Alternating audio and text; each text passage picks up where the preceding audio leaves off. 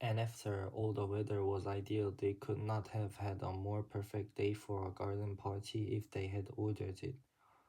Windless, warm, the sky without a cloud, only the blue was filled, filled with a haze of light gold, as it is sometimes in early summer.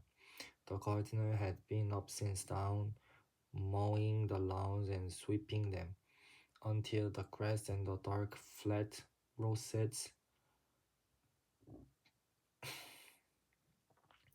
where the daisy plants had been seemed to shine. As for the roses, you could not help feeling they understood the roses are the only flowers that impress people at garden parties. The only flower that everybody is certain of knowing, hundreds, yes, literally hundreds, had come out in a single night.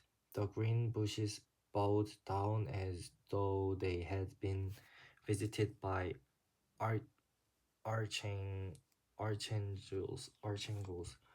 Breakfast was not yet over before the man came to put the marquee.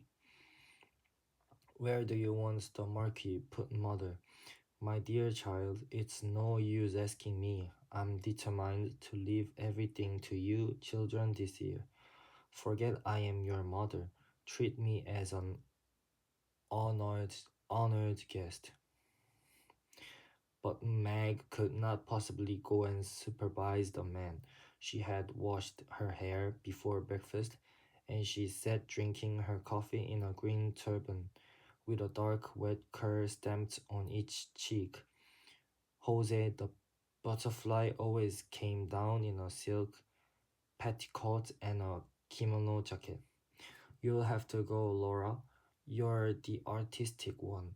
Away Laura flew, still holding her piece of bread and butter. It's so delicious to have an excuse for eating out of doors, and besides, she loved having to arrange things. She always felt she could do it so much better than anybody else. Four men in their shirt sleeves stood grouped together on the garden path. They carried staves covered with rolls of canvas, and they had big tool bags slung on their backs. They looked impressive. Laura wished not now that she had not got the bread and butter, but there was nowhere to put it, and she couldn't possibly throw it away. She blushed and tried to look severe and even a little bit short-sighted as she came up to them. "Good morning," she said, copying her mother's voice, but that sounded so fearfully affected that she was ashamed, and stammered like a little girl. "Oh, have you come? Is it about the marquis?" "That's right, miss," said the tallest of the men, a lanky, freckled fellow, and he shifted his tool bag, knocked back his straw hat, and smiled down at her. "That's about it." His smile was so easy, so friendly that Laura recovered. What nice eyes he had, small but such a dark blue, and now she looked at the others. They were smiling too. "Cheer up, we won't bite." Their smile seemed to say, "How very nice workmen were, and what a beautiful morning." She mustn't mention the morning. She must be businesslike, the Marquis. "Well, what about the lily lawn? Would that do?" And she pointed to the lily lawn with the hand that didn't hold the bread and butter. They turned, they stared in the direction a little fat chap thrust out his underlip, and the tall fellow frowned. "I don't fancy it," said he, not conspicuous enough. "You see, with a thing like a marquee," and he turned to Laura in his easy way, "you want to put it somewhere where it will give you a bang slap in the eye, if you follow me." Laura's upbringing made her wonder for a moment whether it was quite respectful of a workman to talk to her of bang slaps in the eye, but She did quite follow him. A corner of the tennis court, she suggested, but the band's going to be in one corner. Going to have a band, are you? Said another of the workmen. He was pale, he had a haggard look as his dark eyes scanned the tennis courts. What was he thinking? Only a very small band, said Laura gently. Perhaps he wouldn't mind so much if the band was quiet and small, but the tall fellow interrupted. Look here, miss, there's a place against those trees over there.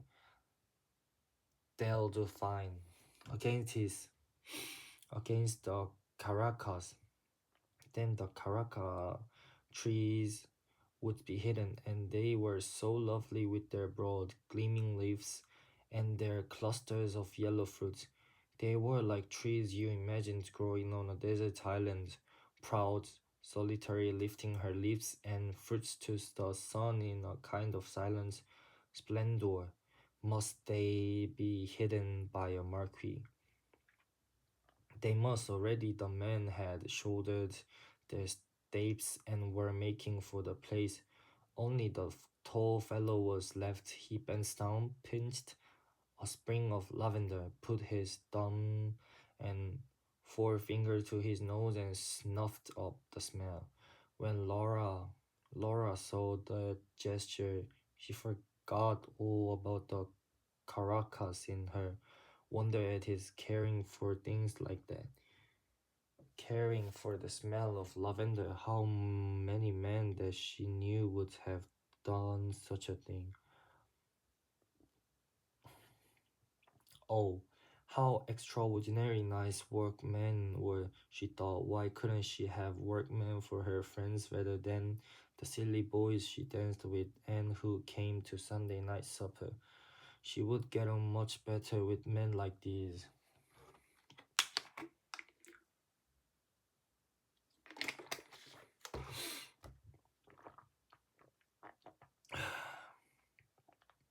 It's all the fault, she decided as the tall fellow drew something on the back of an envelope, something that was to be looped up or left to hang. All of these absurd class distinctions. Well, for her past, she didn't feel them, not a bit, not an atom, and now there came the choke of wooden hammers. Someone whistled. Someone sang out, "Are you right there, matey?" Matty, the friendliness of it. Just to prove how happy she was, just to show the tall fellow how at home she felt and how she despised stupid conventions. Laura took a big bite of her bread and butter as she started at the little drawing. She felt just like a work girl. Laura, where are you? Telephone Laura, a voice cried from the house. Coming. Away she skimmed over the lawn, up the path, up the steps, across the veranda, and into the porch. In the hall, her father and Laurie were brushing their hats, ready to go to the office. I said, Laura, said Laurie very fast, you might just give a squeeze at my coats before this afternoon, see if it wants pressing.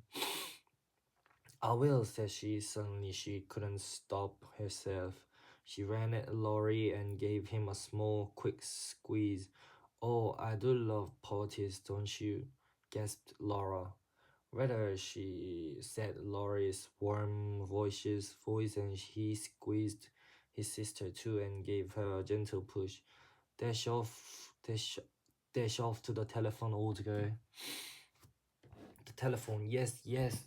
Oh, yes, Kitty. Good morning, dear. Come to lunch. The dear delighted, of course. It will only be very scratch me. Just the sandwich crusts and broken meringue shells and what's left over. Yes, isn't it a perfect morning? You're white? Oh, I certainly should. One moment, hold the line. Mother's calling, and Laura sat back. What mother can't hear? Mrs. Sheridan's voice floated down the stairs. Tell her to wear the sweet hat she had on last Sunday. Mother says you're to wear the sweet hat you had on last Sunday. Good. 1 o'clock, Baba. Laura put back the receiver, flung her arms over her head, took a deep breath, stretched it, and let them fall. Huh, she sighed, and the moment after the sigh, she sat up quickly. She was still listening. All the doors in the house seemed to be open. The house was alive with soft, quick steps and running voices.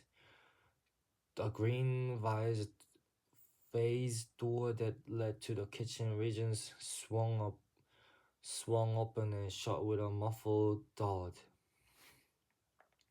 And now there came a long, chuckling, absurd sound. It was the heavy piano being moved on its stiff casters.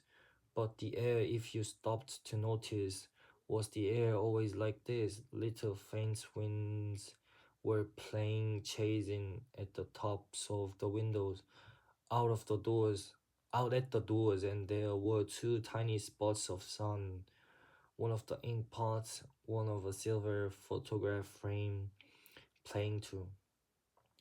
Darling little spots, especially the one on the ink pot lid. It was quite warm, a warm little silver star. She could have kissed it. The front door bell pealed, and there sounded the rustle of Sadie's print skirt on the stairs. A man's voice murmured. Sadie answered, careless. I'm sure I don't know. Wait, I'll ask Mrs. Sheridan. What is it? Said Sadie. Hold on. Shady.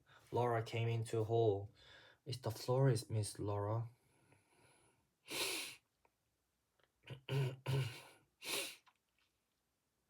It was indeed there, just inside the door stood a wide, shallow tray full of pots of pink lilies. No other kinds, nothing but lilies. Canna lilies, big pink flowers wide open, radiant, almost frighteningly alive on bright crimson stems. Oh, said Laura, and the sound was like a little moan. She crouched down as if to warm herself at the blaze of lilies. She felt they were in her fingers, on her lips, growing in her breast. It's some mistake, she said faintly. Nobody ever ordered so many. Steady, go and find mother. But at the moment, Mrs. Sheridan joins them. It's quiet, right? She said calmly. Yes, I ordered them. Aren't they lovely? She pressed Laura's arm. I was passing the shop yesterday and I saw them in the window, and I suddenly thought for once in my life I shall have enough canna lilies. The garden party will be a good excuse. But I thought you said you didn't mean to interfere, said Laura. Sadie had gone. The florist man was still outside at his van. She put her arm round her mother's neck and gently, very gently, she bit her mother's ear. My darling child, you wouldn't like a logical mother, would you? Don't do that. Here's the man.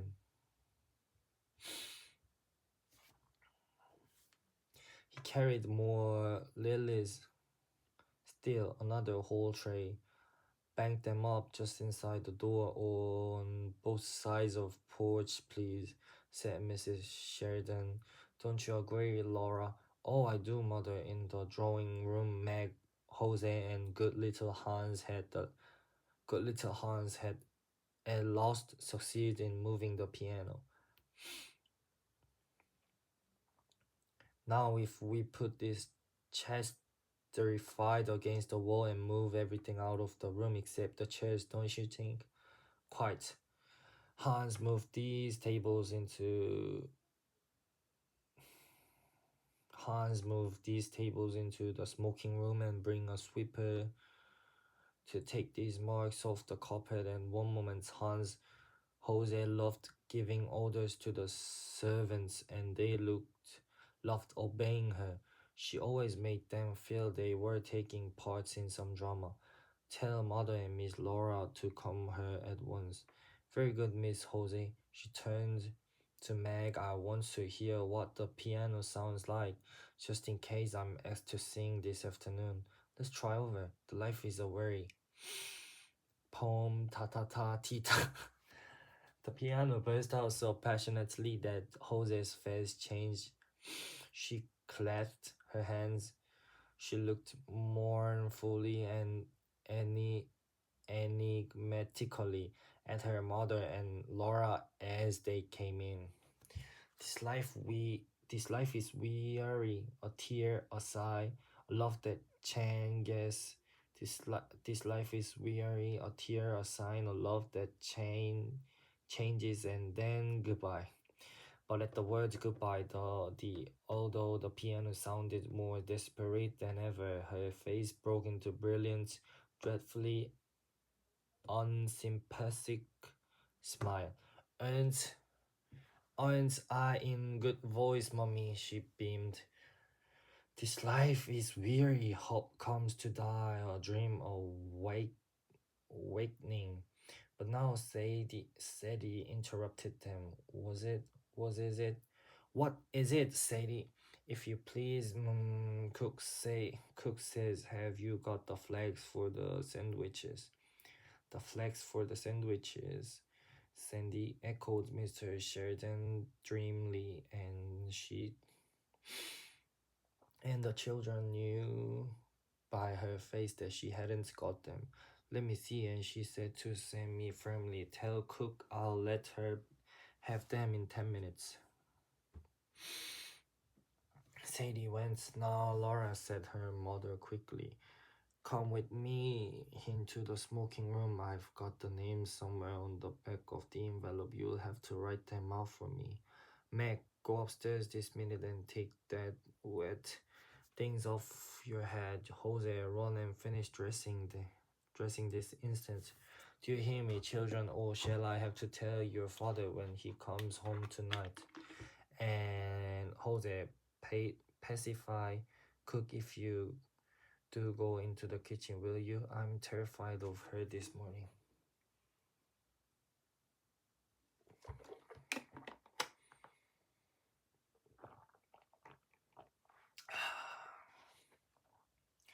The envelope was found at last behind the dining room clock, though how it had got there Mrs. Sheridan could not imagine.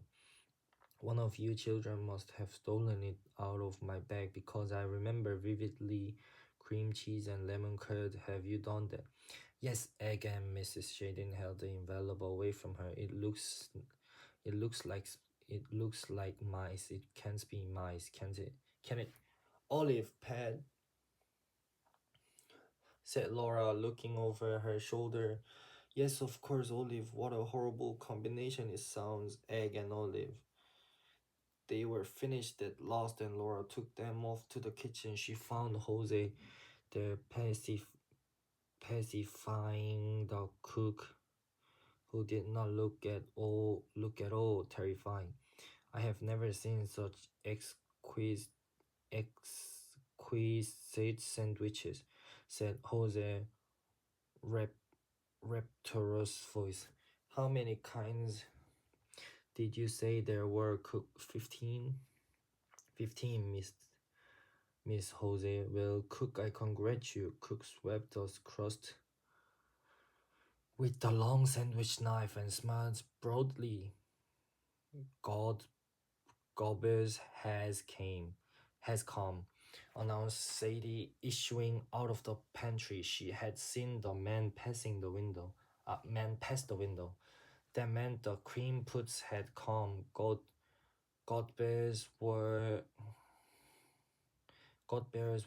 famous for their cream puffs. Nobody ever thought of making them at home. Bring them in and put them on a table, my girl, ordered Cook. Sadie brought them in and went back to the door. Of course Laura and Jose were far too grown up to really care about such things. All the same they couldn't help.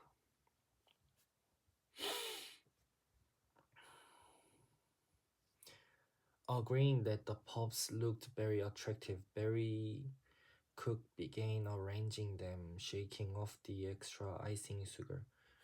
Don't they carry one back to all one's parties, said Laura. I suppose they do, said practical Jose, who never liked to be carried back. They look beautifully light and feathery, I must say. Have one each, my dear, said Cook in her comfortable voice.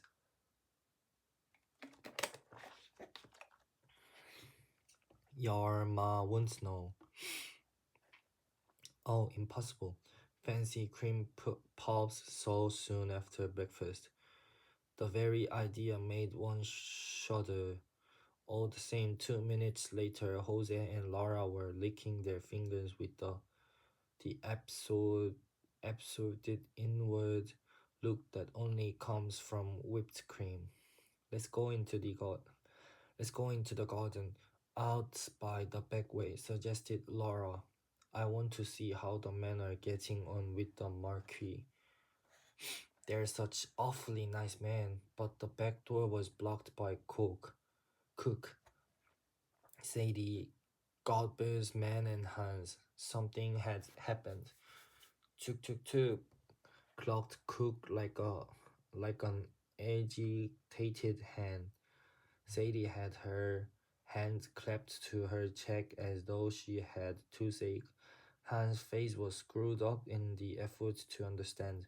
Only Gober's man seemed to be enjoying himself. It was his story. What's the matter? What happened? What's happened? There'd been a horrible accident, said Cook. A man killed. A man killed? Where? How? When? But Gober's man wasn't going to have his story snatched from under his very nose. No, those little cottages just below here, miss. Know them? Of course she knew them. Well, there's a young chap living there named of Scott. I caught her. His horse shields at a traction engine corner of Hawk Street this morning, and he was drawn out of the back of his head killed.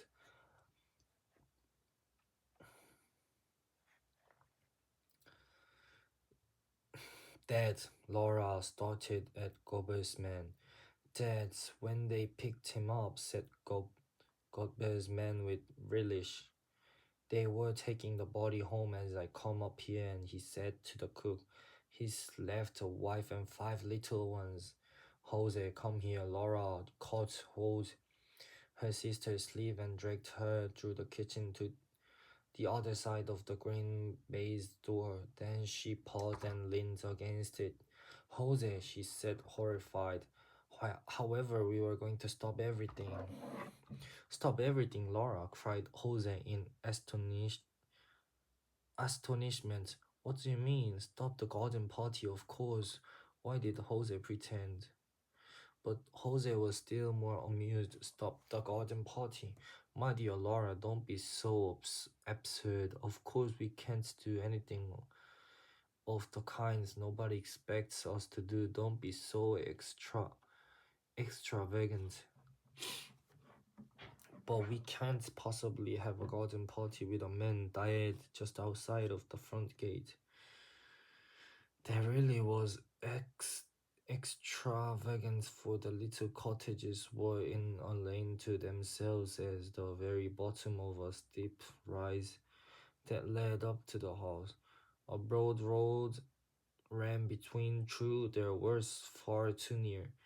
There were the greatest possible eyesore, and they had no right to be in that neighborhood at all. They were little mean dwellings painted a chocolate brown. In the garden patches. They were nothing but cabbage stalk, sick hands, and tomato cans. The very smoke coming out of the chimney was poverty stricken. Little wrecks and shreds of smoke, so unlike the great silvery plumes that uncurled from the Sherman's Sher, Sheridan's chimney. Washerwoman Washerwoman lived in the lane and swept, and a cobbler, and a man whose house front was stopped all over with a many bird cages. Children swarmed when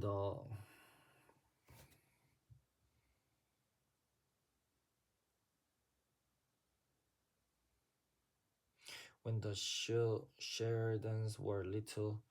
They were forbidden to set foot there because of the revolting language and of what they might catch. But since they were grown up, Laura and Laurie on their prose sometimes walked through. It was disgusting and sordid. They came out with a shudder, but still one must go everywhere, one must see everything. So true they went.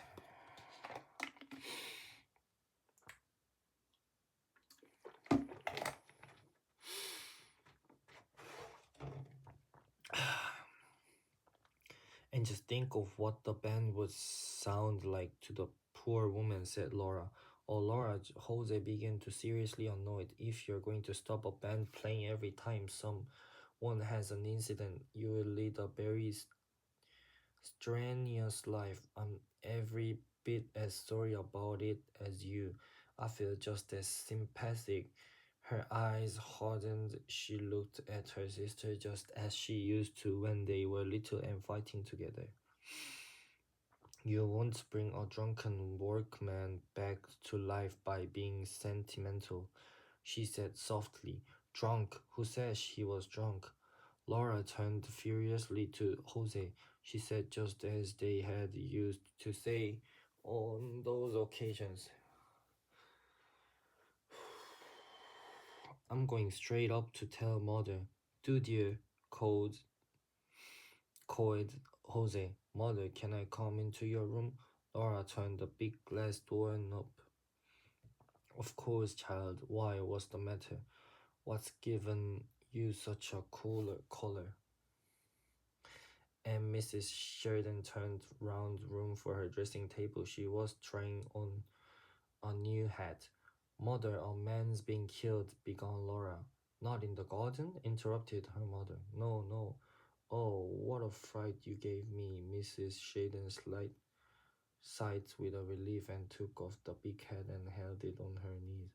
But listen, mother, said Laura, breathless, choking, half choking. She told a dreadful story. Of course, we can't have our party, can we? She pleaded. The band and everybody arriving there, they'd hear us, mother. They're nearly neighbors. To Laura's astonishment, her mother behaved just like Jose. It was harder to bear, bear because she seemed amused. She refused to take Laura seriously. But my dear child, use your common sense. It's only by accident we've heard of it. If someone had died there normally, and I can't understand how they keep alive in these poky little holes. We should still be having our party, shouldn't we? Laura had to say yes to that, but she felt it was all wrong. She sat down on her mother's sofa and pinched the cushion frill. Mother, isn't it terribly heartless of us? She asked. Darling, Mrs. Sheridan got up and came over to her, carrying the hat. Before Laura could stop her, she had popped in on. My child, said her mother, the hat is yours. It's made for you. It's much too young for me. I have never seen you look such a picture. Look at yourself, and she held up her hand mirror. But mother, Laura began again. She couldn't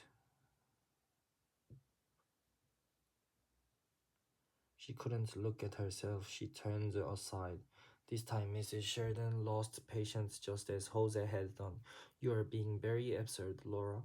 She said coldly, people like that don't expect sacrifice from us, and it's not very sympathetic to spoil everybody's enjoyment as you're doing now. I don't understand, said Laura, and she walked quickly out of the room into her own bedroom.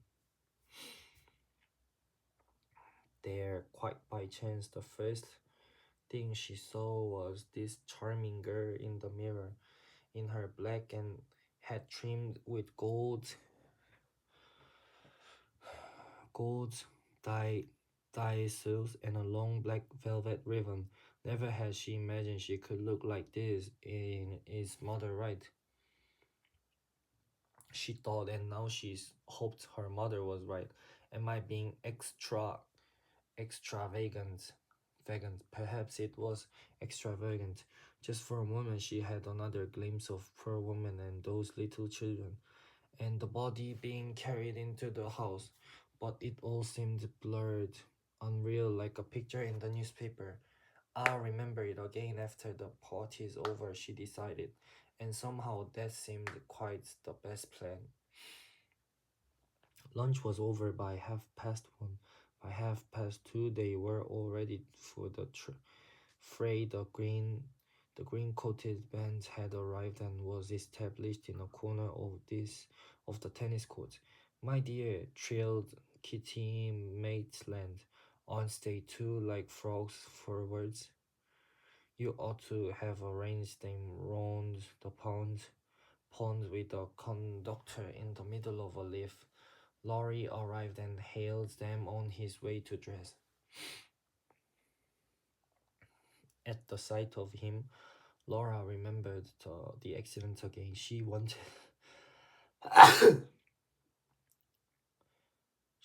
to tell him if Laurie agreed with the other, then it was bound to be all right. And she followed him into the hall.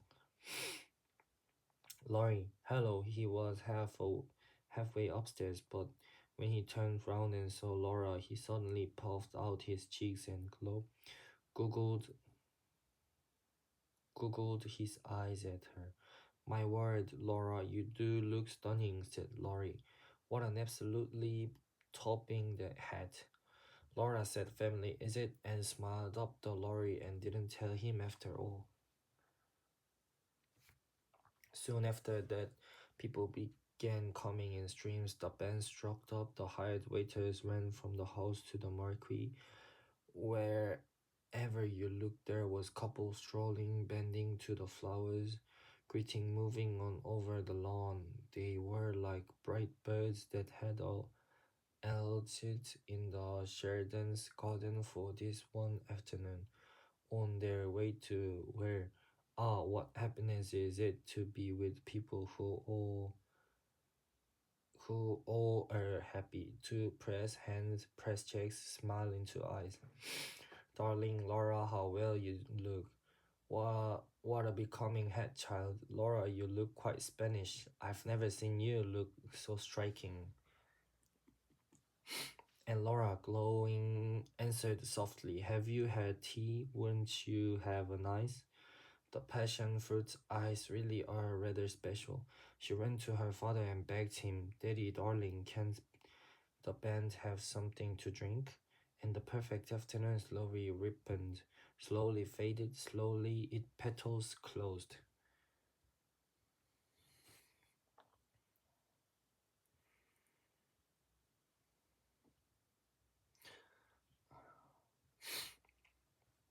Never a more delightful garden party, the greatest success, quite the most. Laura helped her mother with the goodbyes. They stood side by side in the porch till it was all over. All over, all over, thanks heaven, said Mrs. Sheridan. Round up the others. Laura, let's go and have some fresh coffee. I'm exhausted. Yes, it's been very successful, but oh, these parties. Why will you children insist on giving parties? And they all them sat down in the deserted marquee. Have a sandwich, Daddy dear. I brought the flag. Thanks, Mrs. Mr. Sheridan took a bite and the sandwich was gone. He took another. I suppose you didn't hear of the beastly accident that happened today, he said. My dear, said Mrs. Sheridan, holding up her hands. We did. It nearly ruined the party. Laura insisted we should put it off. Oh, mother, Laura didn't want to be teased about it. It was a horrible affair, all the same, said Mr. Sheridan. The chap, chap was married to lived just below in the lane and leaves a wife and half a dozen kiddies, so they say. An awkward little silence fell. Mrs. Sheridan fidgeted with her cup. Really, it was very tactless of father. Suddenly, she looked up. There on the table were all the sandwiches, cakes, puffs, all uneaten, all going to be wasted. She had one of her brilliant ideas. I know, she said. Let's make up a basket. Let's send the poor creatures some of this perfectly good food. At any rate, it will be the greatest treats for the children, don't you agree? And she is sure to have neighbors calling in and so on. What a point to have it already prepared, Laura. She jumps up. Get me the big basket out of the stairs cupboard. But mother, do you really think it's a good idea? Said Laura.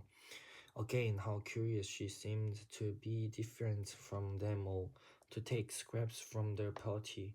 Would the poor woman really like that? Of course, what's the matter with you today? An hour or two ago, you were insisting on us being sympathetic, and now, oh well, Laura ran for the breakfast basket. It was filled, it was heaped by her mother.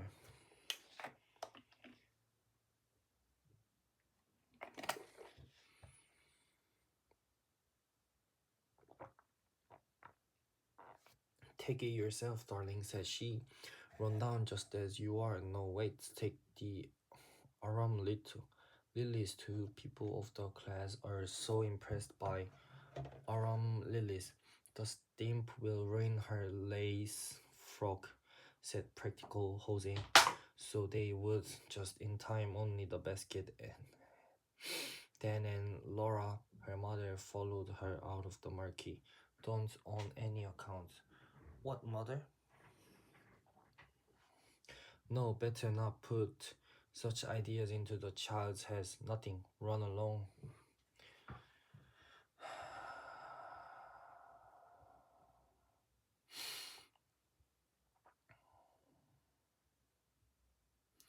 It was just growing dusky as Laura shut their garden gates. A big dog ran by like a shadow. The road gleamed white and down below the hollow of the little cottages were in deep shade. How quiet it seemed after the afternoon.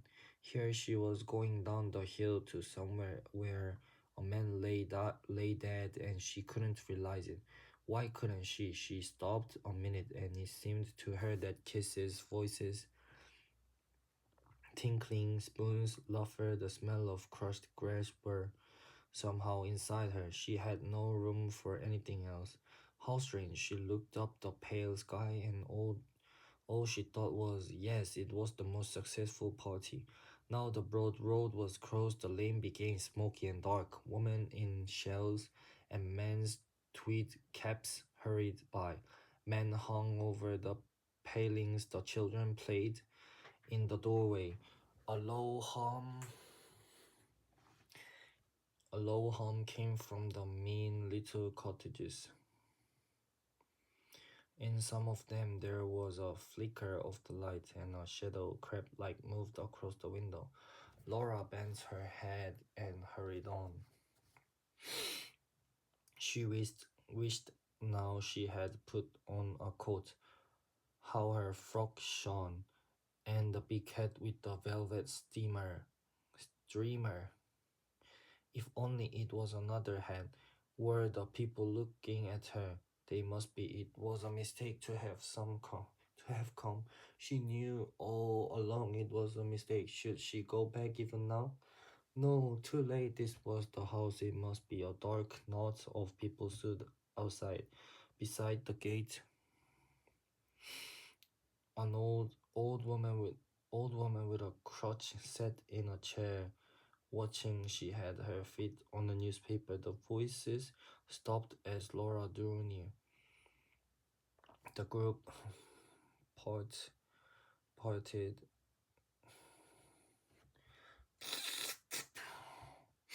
It was as though she was expected, as though they had known she was coming here.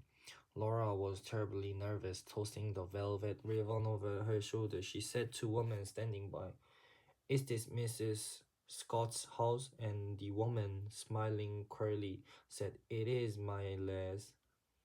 "Oh, to be away from this," she actually said. "Help me God," as she walked up to the tiny peasant and knocked.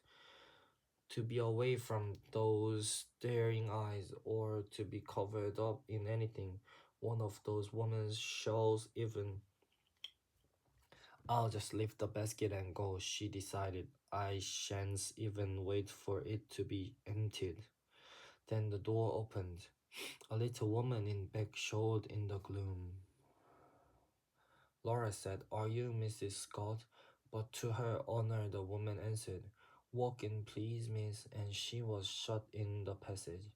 "No," said Laura, "I don't want to come in. I only want to lift this basket Mother sent." The little woman in the gloomy passage seemed not to have heard her. Step this way, please, miss," she said in an oily voice, and Laura followed her. She found herself in a wretched little low kitchen, lighted by a smoky lamp. There was a woman sitting before the fire. Said the little creature who had let her in. It's a young lady." She turned to Laura. She said meaningly, "I'm her sister, miss. You'll excuse her, won't you?" "Oh, but of course," said Laura. Please don't disturb her. I only want to leave." But at the moment, the woman at the fire turned round. Her face, puffed up, red, with swollen eyes and swollen lips, looked terrible. She seemed as though she couldn't understand why Laura was there. What did it mean? What was the stranger standing in the kitchen with a basket? What was it all about? And the poor face puckered up again. "All right, my dear," said the other. I'll I'll thank you, young lady." And again she began, "You'll excuse her, miss, I'm sure." And her face swollen to try to an oily smile. Laura only wanted to get out, to get away. She was back in the passage. The door opened. She walked straight through into the bedroom where the dead man was lying. "You'd like to look at him, wouldn't you?" said M's sisters. And she brushed past Laura over to the bed. "Don't be afraid, my lass." And now her voice sounded fond and sleek, and fondly she drew down the sheets. "Looks a picture. There's nothing to show. Come on, come along, my dear." Laura came. There lay a young man fast asleep, sleeping so soundly, so deeply that he was far, far away from them both. Oh, so remote, so peacefully he was dreaming. Never wake him up again. His head was sunk in the pillow. His eyes were closed. They were blind under the closed eyelids. He was given up to his dream. What did garden parties and the basket and the lace frocks matter to him? He was far from all those things. He was wonderful, beautiful, while they were laughing, and white while the band was playing. This marvel had come to the lane.